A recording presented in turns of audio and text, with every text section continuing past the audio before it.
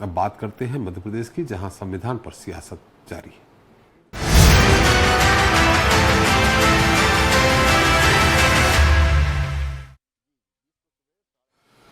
तो 27 जनवरी को महू में होने वाली कांग्रेस की जय बापू जय भीम जय संविधान रैली से पहले बीजेपी ने संविधान गौरव अभियान का ऐलान कर दिया है।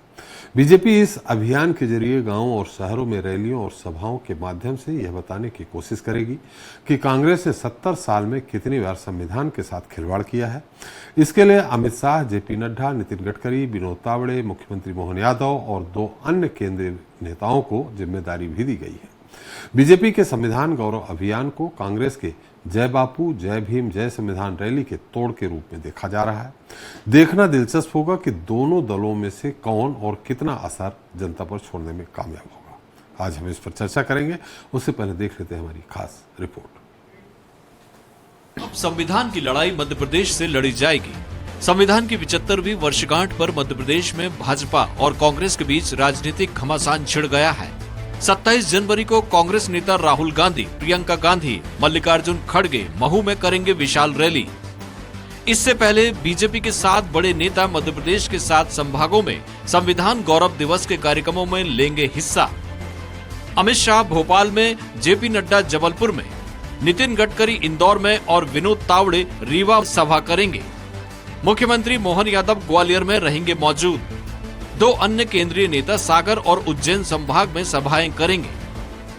यह सब बाबा साहब अंबेडकर की जन्मस्थली महू में होने वाली कांग्रेस की रैली का मुकाबला करने के लिए हो रहा है, जिसे केंद्र सरकार ने पंचतीर्थ में शामिल किया है। बीजेपी और कांग्रेस दोनों ही संविधान की रक्षा के नाम पर जनता के बीच अपनी पैठ बनाने की कोशिश कर रहे हैं। कांग्रेस का कहना है कि बीजेपी संविधान को कमजोर कर रही है, वहीं बीजेपी का दावा है कि वो ही संविधान की असली रक्षक है। इसी खींचतान के बीच मध्य प्रदेश चुनावी रणभूमि बन गया है। 2 पार्टियों के दिग्गज नेता राज्य में डेरा डालेंगे और जनसभाओं को संबोधित करेंगे। बहरहाल महू को अंबेडकर की जन्मस्थली होने के कारण विशेष महत्व दिया जा रहा है। केंद्र सरकार ने इसे बाबा साहेब से जुड़े पंचतीर्थों में शामिल किया है। यह जगह दलित समुदाय के लिए पवित्र स्थल मानी जाती है, इसलिए दोनों ही दल इस मौके का फायदा उठाकर दलित वोटरों को लुभाने की कोशिश कर रहे हैं। ऐसे में देखने वाली बात ये होगी कि दलित वोटर्स को साधने में कौन सफल हो पाता है। सलमान खान, स्वराज एक्सप्रेस। तो इस पर ज्यादा चर्चा के लिए मौजूद हैं बृजगोपाल लोया जी हैं, बीजेपी प्रवक्ता हैं, आनंद जैन जी हैं, कासरीवाल जी हैं, कांग्रेस प्रवक्ता हैं, देवेंद्र वर्मा जी हैं, संविधान विशेषज्ञ हैं। आप सभी का हमारे इस खास कार्यक्रम में बहुत बहुत स्वागत है। वर्मा जी, आपसे ये संविधान को लेकर इस राजनीति की, मेरी आवाज सुनाई पड़ रही वर्मा जी?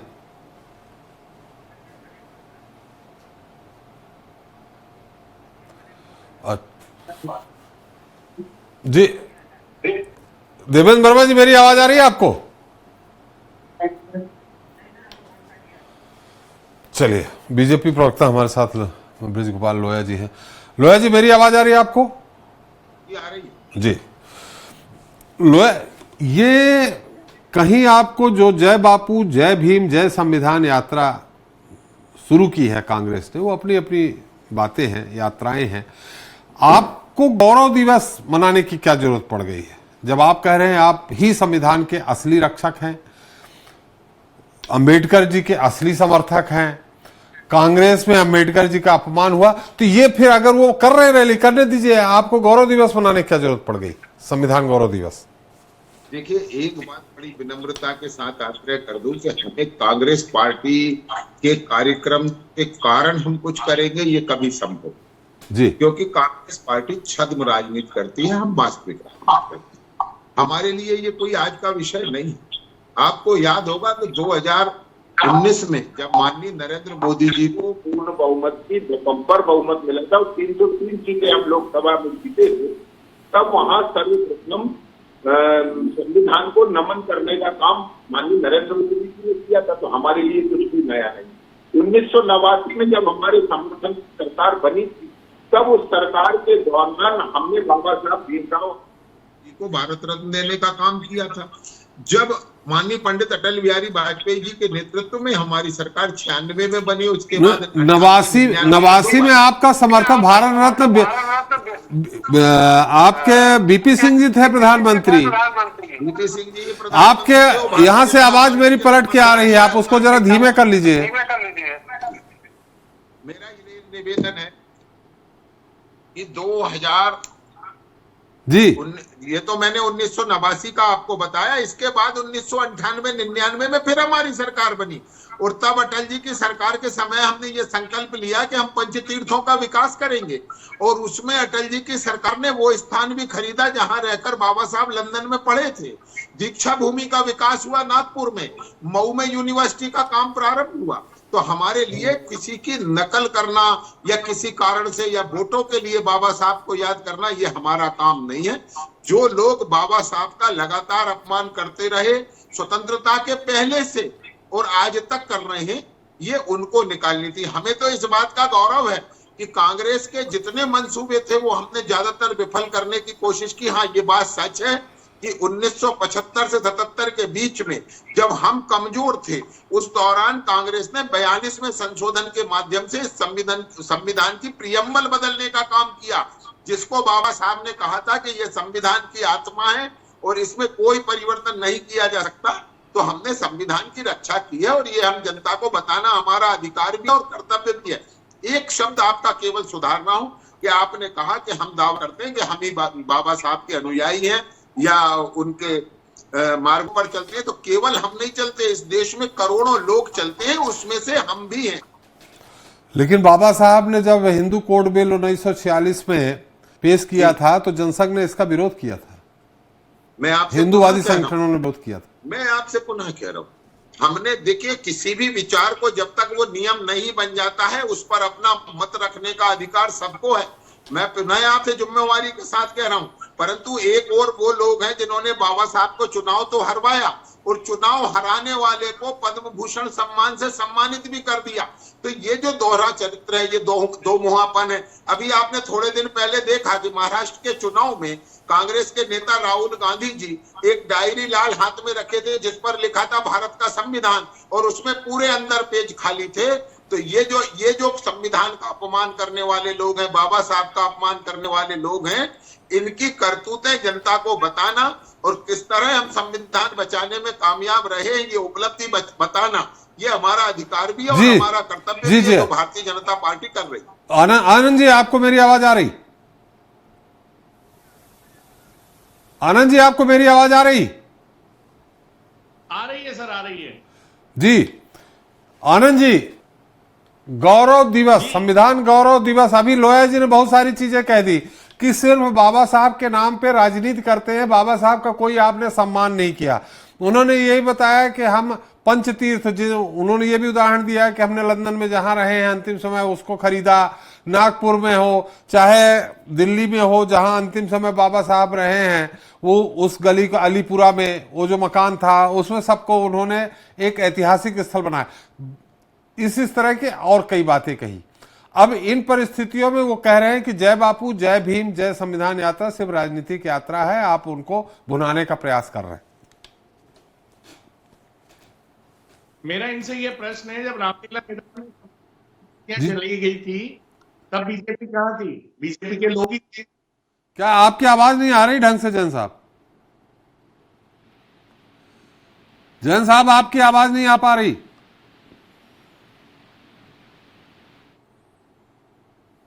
हेलो, हाँ जी जैन साहब,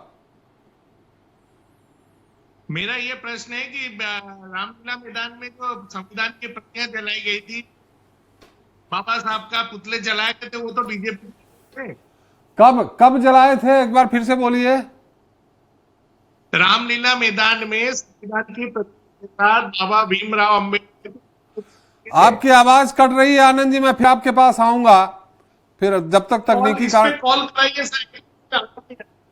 आनंद जी, तकनीकी कारणों से हमारी आवाज या आपकी आवाज हम तक नहीं पहुंच पा रहे। जी आनंद जी बोलिए।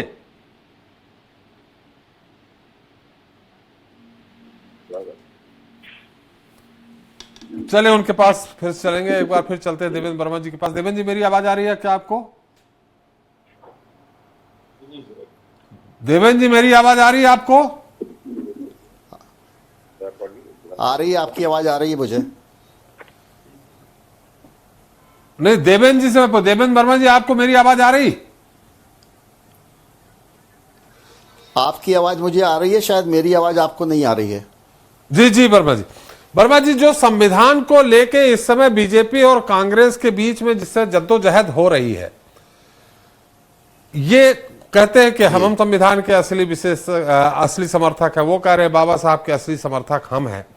वाकई में जो बाबा साहब ने जो संविधान लिखा है, जिसपे वो किया है, क्या उसके अनुरूप पार्टियां चल रही हैं वर्मा जी?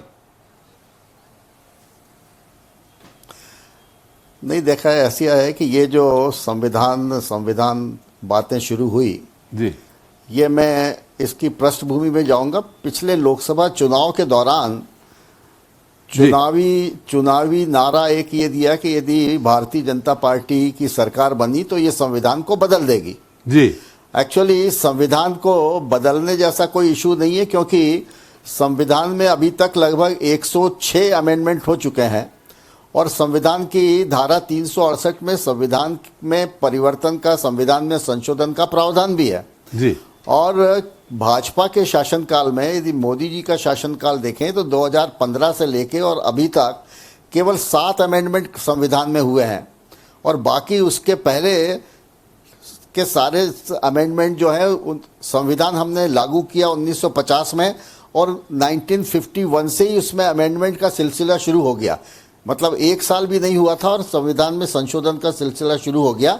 और संविधान में संशोधन जब भी कभी जनभावना के अनुरूप यदि कुछ कार्य करना हो या हमारे सिस्टम को कुछ मजबूती प्रदान करना हो तो संविधान में संशोधन होना ही चाहिए। और इसीलिए इसको कहते हैं कि हमारा जो संविधान है वो एक लाइवली एंटिटी है, ये मुर्दा संविधान नहीं है। ये देश की जनाकांक्षाओं के अनुरूप उसमें परिवर्तन कर सकते हैं, परिवर्तन का अधिकार संसद को है। तो ये कोई इशू नहीं बनाना चाहिए था। और जहाँ तक गौरव दिवस की बात है, मोदी जी की जब सरकार आई तो 2015 में जयंती वर्ष के उपलक्ष्य में इसको 25 तारीख को संविधान गौरव दिवस मनाने का उसी साल निर्णय लिया गया था। अब अभी जो गृह मंत्री जी के लोकसभा में दिए गए भाषण को काट छांट कर और उसमें जो भ्रम फैलाने की कोशिश करी, उस परिप्रेक्ष्य में और फिर 25 जनवरी को जो महू में एक बड़ा आंदोलन कांग्रेस ने करने की घोषणा की, उसके प्रत्युत्तर में एक्चुअली भाजपा ने ये गौरव दिवस नहीं, गौरव पर्व मनाने का किया। लगभग 1 महीने की शायद इन्होंने वो किया है कि 1 महीने तक हम गौरव सम्मान दिवस मनाएंगे, गौरव सम्मान पखवाड़ा मनाएंगे, और ये बातें सारी चालू हुई। तो ये सारा चुनाव के समय से जो एक भ्रम और भ्रांति फैलाने की कोशिश हुई, उसका परिणाम स्वरूप ये हुआ कि अब आज जाके अब ये गौरव पखवाड़ा बना रहे हैं, 25 तारीख को एक बड़ा प्रदर्शन कर रहे हैं। जबकि हकीकत ये है कि भाजपा ये एनडीए के शासनकाल में जो 7 संशोधन हुए हैं, वो सारे 7 संशोधन जो हैं वो जनहित के हैं। मतलब आप यदि उसकी आप लिस्ट देखें तो ओबीसी कमीशन को संवैधानिक दर्जा देने का संविधान संशोधन किया है, 10% आरक्षण ईडब्ल्यूएस को देने के लिए संविधान संशोधन हुआ, एससी एसटी का 70 से लेके 80 वर्ष तक एससी एसटी का लागू रहेगा, ये किया। राज्यों को बैकवर्ड क्लास की लिस्ट को संशोधित करने का अधिकार दिया, महिलाओं को 33% आरक्षण का प्रावधान किया। तो ये सारे संशोधन ये कहीं पर भी संविधान विरोधी नहीं है, लेकिन संविधान में संशोधन कर देगी सरकार और ये देश का पूरा स्थिति चेंज कर देगी, ये जो भ्रम फैलाया कांग्रेस पार्टी ने, उसकी वजह से ये सारा विवाद है। जी, हालांकि ये शुरुआत अंबेडकर जी के श्रेय लेने की, संविधान लेने की मुझे ध्यान है, 1991 में आपको भी ध्यान होगा, 14 अप्रैल महू में पहली बार ऐसा हुआ था कि बहुजन समाज पार्टी से काशीराम, भारतीय जनता पार्टी से अटल बिहारी वाजपेयी और राजीव गांधी उस समय थे, वो खुद वहां पहुंचे थे। शायद 14 अप्रैल अंतिम था, फिर मई में उनका शहीद हुए थे वो। तो ये शुरुआत वहां से हुई थी जो इस समय बिल्कुल चरम पे है, ग्राफ पे है। जी आनंद जी, आनंद जी, आवाज आ रही है सर? हाँ जी, आ रही। आपको आवाज आ रही है सर? हाँ, आ रही आनंद जी, आ रही है। आपसे मैंने सवाल किया, अगर आपने सुना हो तो आप उत्तर दे दीजिए, नहीं सुना हो तो बोलिएगा तो मैं फिर से दोहरा देता हूं। जी आपकी आवाज है। जी आनंद जी।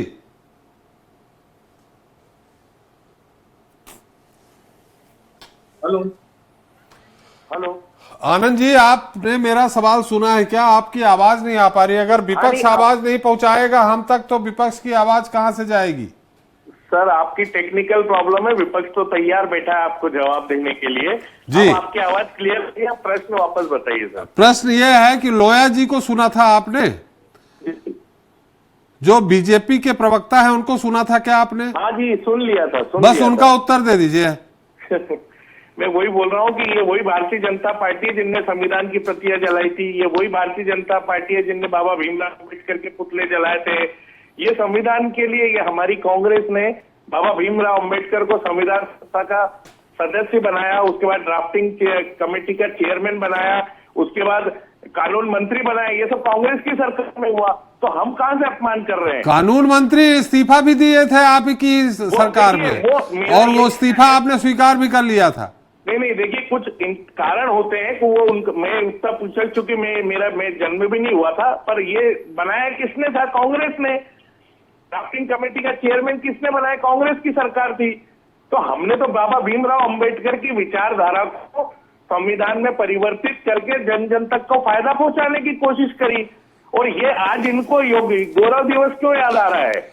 इतने सालों से 53 साल से ये देश के झंडे को भी स्वीकार नहीं कर रही थी बीजेपी, आज ही सब याद क्यों आ रहा है इनको? आनंद जी, क्यों याद आ रहा है? आनंद जी 1950 में संविधान लागू हुआ, संविधान कमेटी का चेयरमैन अम्बेडकर जी को बनाया। उस समय कांग्रेस पहली बार चुनाव 1952 में हुए हैं, तब कह सकते हैं कि कांग्रेसी प्रधानमंत्री बना। जब कांग्रेस की स्थापना हो चुकी थी और वो पूरी जो कमेटी थी वो कांग्रेस की थी। आप जाइए इतिहास में। हाँ, हम इतिहास में ही हम बता रहे हैं। हाँ, तो इतिहास। अरे 1946 में चुनी हुई सरकार बने, आप बन गए, ये हुआ था। 52 में पहली बार चुनाव हुआ है, उस समय संविधान कमेटी के चेयरमैन बन गए थे बाबा साहब। तो उसको आप ये नहीं कह सकते कि कांग्रेस सरकार ने उनको बनाया।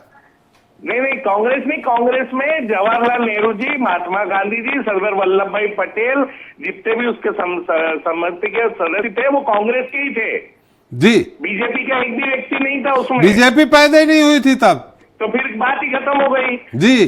तो फिर बीजेपी की इतनी बात क्यों कर रही है कि हमने अपमान किया, हम बाबा साहब को नहीं पूछ रहे हैं, हम उनके संविधान को नहीं मान रहे हैं? ये नौटंकी तो बीजेपी कर रही है गौरव यात्रा निकाल के, वो भी जब कांग्रेस अपनी यात्रा निकाल रही है उसके एवज में। जी। तो आप क्यों गुमराह कर रहे हैं देश को? हम तो हमारे संविधान निर्माता की बात को जन जन तक वापस पहुंचाने के लिए, गांधी जी की बात को जन जन तक वापस पहुंचाने के लिए ये यात्रा निकाली है। आप गौरव यात्रा क्यों निकालें? आपको तो हक ही नहीं है गौरव यात्रा निकालने का। जब आपने संविधान की प्रतियां जलाई, बाबा भीमराव अंबेडकर के पुतले जलाए, तो आप होते कौन है गौरव यात्रा निकालने वाले? चल मैं राजनीतिक फायदा तो बीजेपी ले रही है। लोया साहब से पूछ लेते हैं, लेकिन एक बार वर्मा जी से एक बार फिर पूछते हैं। वर्मा जी, जैसा कि कांग्रेस का दावा है कि बाबा साहब को संविधान कमेटी का चेयरमैन कांग्रेस सरकार ने बनाया, मैंने हालांकि खंडन किया, कांग्रेसियों को कह सकते हैं, सरकार नहीं कह सकते। क्या कहेंगे आप वर्मा जी? नहीं, देखिए संविधान सभा कैसे बनी थी ये पहले जानना जरूरी है जी। जब संविधान सभा बनाने के लिए जितने भी जी 399 मेंबर्स थे, उससे संविधान सभा का निर्माण हुआ। उसके बाद में जो पाकिस्तान बन गया और मुस्लिम लीग के मेंबर चले गए, तो आखिरी में संविधान सभा में 289 मेंबर्स बचे।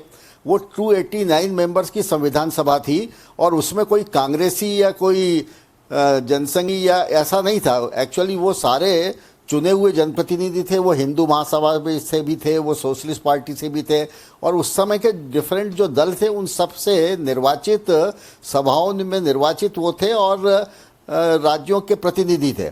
तो ऐसा नहीं कह सकते कि वो उस समय कोई कांग्रेस ने उनको बनाया। उस समय कांग्रेस जैसा नाम नहीं था, और यदि कांग्रेस है तो कांग्रेस तो 1886 में बन गई थी, एक अंग्रेज ने कांग्रेस की स्थापना की थी जी। स्वतंत्रता के बाद में जब ये संविधान सभा में, तो संविधान सभा का जो प्रारूप समिति का जो अध्यक्ष है वो अंबेडकर जी को बनाया गया। लेकिन जब इंटरिम गवर्नमेंट बनी बिना निर्वाचन के, जब 50 में सरकार बनी संविधान लागू होने के बाद में, तो उसमें सभी दलों के मेंबर्स थे। उसमें चाहे कांग्रेस हो, चाहे वो हिंदू महासभा थी, वो स्वराज पार्टी थी, इन सबके मेंबर्स थे और वो एक मिलीजुला मंत्रिमंडल बना था। लेकिन यदि आप इतिहास को देखेंगे तो जब अंबेडकर जी ने हिंदू बिल का ड्राफ्ट प्रस्तुत किया और उसको कांग्रेस ने सभा में पारित नहीं होने दिया, उसी के विरोध में तो अंबेडकर जी ने इस्तीफा दिया था। नहीं, वो 1946 और बाद में 1946 में हिंदू कोड बिल लाए थे अंबेडकर साहब, और ये कह के उसको रिजेक्ट कर दिया था कि चुनी हुई सरकार नहीं है अभी, और उसमें जनसंघ ने, कांग्रेस ने, सबने विरोध किया था। और हिंदूवादी जो प्रो हिंदूवादी नेता थे उन्होंने जी, और फिर बाद में अंबेडकर को कम्युनिस्ट पार्टी के साथ में मिलके चुनाव हरवा दिया कांग्रेस ने। और उसके बाद में भी यदि आप देखिए इतिहास के पन्ने यदि खंगोलेंगे तो इतिहास में तो ये सारा दर्ज है। जो आज जो भारतीय जनता पार्टी जो कह रही है, या गृह मंत्री और दूसरे सारे लोग कह रहे हैं, ये सब इतिहास के पन्नों में दर्ज है। यदि आप देखें, मैंने भी देखे हैं सारे, ये सारे मूल डॉक्यूमेंट सारे अवेलेबल हैं, उस सब देखे हैं वो। अब ये हकीकत है कि अंबेडकर जी को भारत रत्न का पुरस्कार नहीं दिया गया, और भारत रत्न का पुरस्कार जब कांग्रेस की पार्टी की सरकार चली गई तब मिला। जो ये सारे तथ्य हैं, ये तथ्य एक्चुअली हकीकत है। ये तथ्य कोई मनगढ़ंत तथ्य नहीं है कि कैसे अंबेडकर जी को हराया गया, कैसे उनको पृथक किया गया, कैसे उनको ये नहीं किया गया। अब ये जो केवल बातें कर रहे हैं कि संविधान में संशोधन कर देंगे, तो संविधान में सबसे खतरनाक संशोधन तो इमरजेंसी के दौरान हुआ था सारा, और उसको कहते भी हैं, उसको तो एक नया संविधान ही कहा जाता है। उसमें इतने अमेंडमेंट हुए थे, इवन उसके प्रियम्बल में भी अमेंडमेंट कर दिया गया था। तो ऐसा तो अभी कुछ नहीं हुआ। इमरजेंसी का प्रावधान जरूर है 368 में, लेकिन इमरजेंसी का जैसा दुरुपयोग हुआ, संविधान को उसमें संशोधन, हाई कोर्ट और सुप्रीम कोर्ट के अधिकार कम कर दिए गए थे। यानी वो सारे अमेंडमेंट यदि आप देखेंगे, उसमें से कुछ अमेंडमेंट फिर 44th अमेंडमेंट के द्वारा उसको रिपील भी किया गया कुछ अमेंडमेंट को। लेकिन सबसे अधिक संशोधन यदि कोई एक संविधान में हुआ है तो वो 42nd अमेंडमेंट है, जो कि इमरजेंसी के दौरान किया था। और उस समय कांग्रेस पार्टी की सरकार थी, अपोजिशन कोई था नहीं पार्लियामेंट में, और केवल एक छत्र राज्य था, उस दौरान हुए। और एनडीए के समय में यदि ये कहते हैं कि संविधान में संशोधन कर देंगे, तो ये रिकॉर्ड से तो इसको बल नहीं मिलता है। रिकॉर्ड ऐसा नहीं कहता कि एनडीए की सरकार ने बहुत अमेंडमेंट किया है। एनडीए की सरकार ने केवल 7 अमेंडमेंट किए हैं, और वो भी जैसे कि 33% महिलाओं का आरक्षण किया है, वो भी इसी समय पर हुआ है। तो इस प्रकार का भ्रम फैलाने की वजह से ये सारी स्थिति निर्मित है, और उसी के कारण भारतीय जनता पार्टी को एक गौरव पखवाड़ा बनाने का निर्णय लेना पड़ा, ताकि, और ये जरूरी भी है, जनता के बीच में संविधान की जानकारी होना चाहिए, एक लिटरेसी होना चाहिए, और इस कैंपेन के द्वारा जनता संविधान के बारे में समझेगी, जानेगी, और इसके प्रति रुचि जागृत होगी। जी, बराबर, बहुत अच्छी बात है। चलिए, लेकिन जहां तक आपने कहा कि इसी कानून मंत्री के रूप में अंबेडकर साहब ने इस्तीफा दिया, 1956 में हमारे समझ, जहां मुझे ध्यान है, 1956 में अंबेडकर जी ने इस्तीफा दिया था। ये बात 1948 की है, जब उन्होंने हिंदू कोड बिल लाए थे और पास नहीं हो पाया था। आनंद जी, बहुत कम समय बचा है, आप संक्षेप में अपनी बात कहें। जी, मुझे ये लगता है कि देवेंद्र वर्मा जी को ये ध्यान जानकारी नहीं है कि उस समय जब वो चुनाव हारे थे, उसके बाद मुंबई की सीट कांग्रेस की जो पार्टी थी या जो भी था हाउस में, उन्होंने खाली की थी, और अम्बेडकर जी को चुन के भी कांग्रेस की समिति ही लाई थी। और उसके बाद जितने कांग्रेस के लोग थे, उन्होंने ही उनको लॉ मिनिस्टर बनाया और संवैधानिक संस्था का चेयरमैन बनाया। ये बात 1952 की बात कह रहे हैं कि पहले की कह रहे हैं? नहीं, मैं आपको बता रहा हूँ कि जो प्रोसीजर है उसकी बात करते हैं। पहली बात नहीं, आनंद जी 1952 में पहली बार चुनाव हुए हैं। नहीं, चुनाव की बात तो जो चुनाव और उसके बीच का पूरा घटनाक्रम है, संविधान की बात पूरी अभी आपने शुरू से आखिरी तक की, तो मैं भी तो शुरू से आखिरी तक बताऊंगा। जब वो कह चुके उनके जन्म के पहले की बात है, फिर भी आप उनसे अरे पर पढ़े लिखे तो हैं हम। आप तो संविधान की प्रतियां जला रहे हैं, अम्बेडकर जी का पुतला जला रहे हो, या उनके गौरव यात्रा की बात कर रहे हैं। शर्म तो आपको आना चाहिए। आपको पढ़े लिखे, अरे आपने जलाई की नहीं प्रतियां, उसका रिकॉर्ड है मीडिया में, उनको थोड़ा समझाओ। आपने पुतले जलाए की नहीं? तो जब आपने जिसका विरोध कर रहे हैं, जिस तिरंगे का विरोध कर रहे हैं, तो आपको गौरव यात्रा निकालने का अधिकार दिया किसने? चलिए आप तो सुनिए झूठ बोल रहे हैं। जैन साहब, आप दोनों लोगों से क्षमा चाहते हुए मेरा समय समाप्त हो गया है। लोया साहब आपका भी बहुत बहुत धन्यवाद, आनंद जी आपका भी, और देवेंद्र वर्मा जी आपको भी संविधान के बारे में जानकारी देने के लिए एक बार पुनः आपको बहुत बहुत धन्यवाद। तो देश की मौजूदा राजनीति में सियासी दलों के हो हल्ले से आम जनता भ्रमित है। इस देश में अंबेडकर का समर्थक और विरोधी कौन है, ये सवाल लोगों के मन में कौंध रहा है। कांग्रेस खुद को समर्थक तो भाजपा को विरोधी कह रही है, जबकि इसके ठीक उलट भाजपा खुद को समर्थक और कांग्रेस को अंबेडकर विरोधी साबित करने में जुटी है। हालांकि इतिहास भी अंबेडकर को निर्विरोध नेता नहीं कहता है। बात 11 अप्रैल 1947 की है, जब अंबेडकर ने संविधान सभा के सामने हिंदू कोड बिल पेश किया था। तभी से उनका विरोध शुरू हो गया था। संसद में जनसंघ और कांग्रेस के ही एक हिंदूवादी धड़े ने इसका खुलकर विरोध किया था। ऐसे में आपके लिए तय करना आसान नहीं है कि अंबेडकर का असली समर्थक कौन है। आज के लिए इतना ही। नमस्कार।